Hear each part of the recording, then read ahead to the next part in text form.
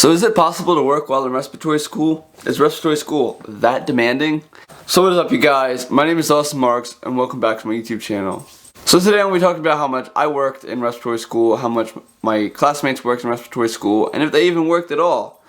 So I worked as a contractor while going to respiratory school.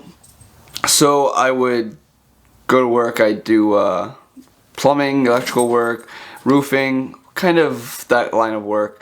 But anyway, I was working with a guy who really just said, come whenever you want, come help me out whenever you can.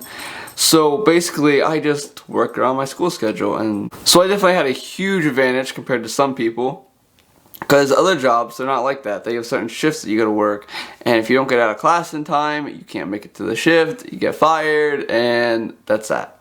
So I had an older gentleman in my class who worked, 36 hours every single week. So he would work Friday, Saturday, Sunday at a hospital. He was an ER tech, and then he'd go to school in the middle of the week while doing clinical. So he didn't have a lot of time on his hands between studying, going to school, and working 36 hours a week.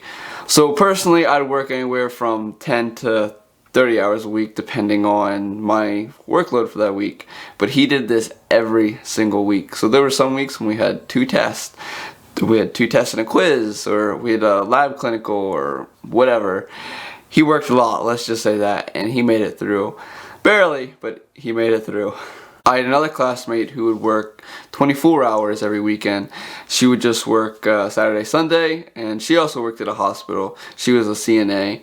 I had another classmate who was a waitress at a restaurant, and she just kind of worked every weekend as well. Except for her, she didn't work 36 hours. She probably worked anywhere from 8 to 12 hours in a weekend.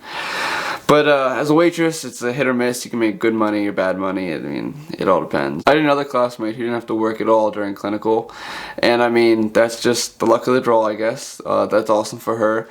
So basically, you can work or you cannot work. I mean, it's all up to you. How much effort are you willing to put into school? How much effort are you going to put into studying? How much effort are you going to put into work?